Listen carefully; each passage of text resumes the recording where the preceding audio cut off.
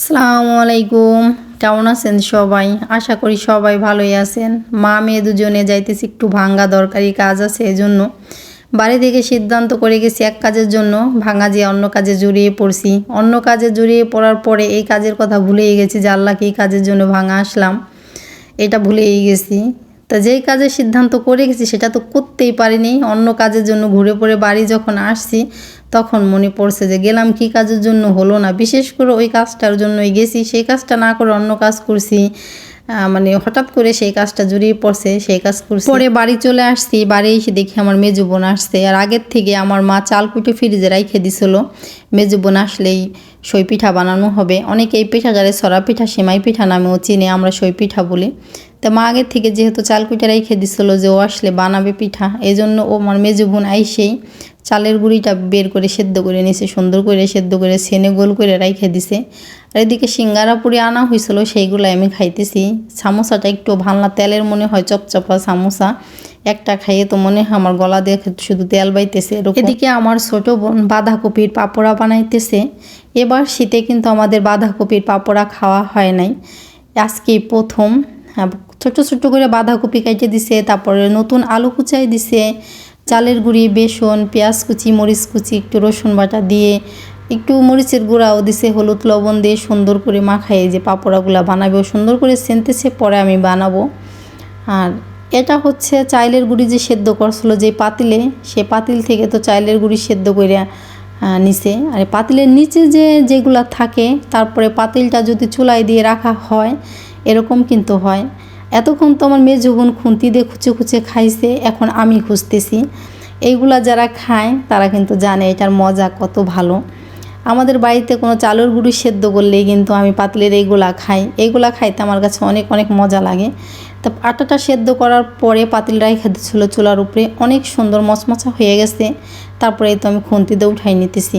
যখন ভেজা ভেজা ছিল তখন তো উঠানো যেত না, তখন এগুলো স্বাদও লাগতো না। এখন যেহেতু চুলার উপর দিয়ে মচমচা করে নিছি, এজন্য বেশি মজা লাগতেছে। খিচুড়ি যদি রান্না করা হয়, খিচুড়ির নিচেও কিন্তু, ভুনা খিচুড়ির নিচেও কিন্তু এরকম যদি ইস্যু কড়াইতে লাগাগুলা খাওয়া হয়, ওইগুলোও কিন্তু অনেক মজা লাগে। তো এদিকে আমি পাতিলেরগুলো খাইতেছি আর আমার বোনকে বলতেছি একটু খাইয়ে দেখ কত মজা। তারপর ও নিয়েও খাইতেছে, আমার মেয়ে ভাগনা সবাই খাইতেছে, সবাই বলতেছে না অনেক মচমচা হয়েছে, মজা হয়েছে। তারপরে এদিকে যে পাপড়াগুলা বানাইতেছি আমি বসে বসে, এক পাশ দিয়ে বানাইতেছি পাপড়, আর এক পাশ দিয়ে সবাই মিলে খাইতেছি। পাপড়া সব দিক দিয়ে ঠিক আসলো, কিন্তু আমার বোন লবণটা একটু বেশি দিয়ে দিছে।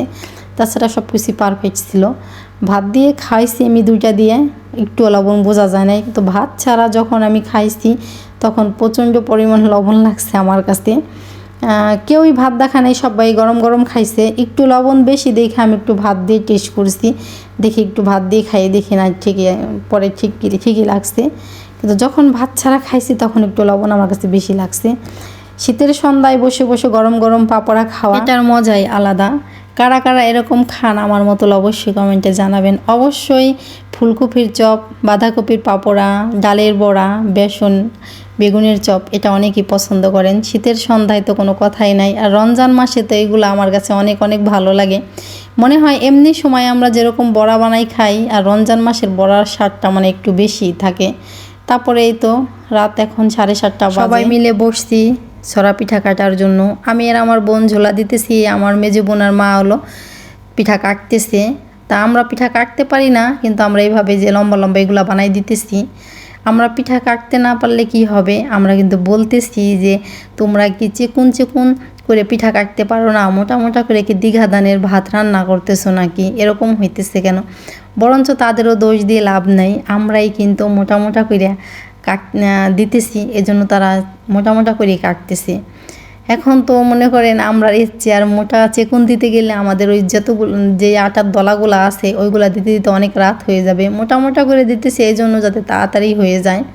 তো এদিকে আমার মেজো বোনকে বলতেছি আমাদের তো ঝরা কি লম্বা লম্বা এগুলো বানাইতে বানাইতে তো আমাদের তাড়াতাড়ি হয়ে যাবে, তোদের কাটা হবে না। বলে কি তোরা ওইগুলো বানাই পিঠা কাটা শিখবি, তোদের মেয়ে জামাই রে কী খাওয়াবি, তাহলে শিখতে হবে। আমি সমস্যা নাই, আমরা আস্তে আস্তে কাটবো, 7 দিন বসে বানাবো, একদিন রান্না করে মেয়ে জামাইরে খাওয়াবো, আমাদের শেখার দরকার নাই, আমরা এগুলো বানাই দিয়ে আর কাটতে পারবো না।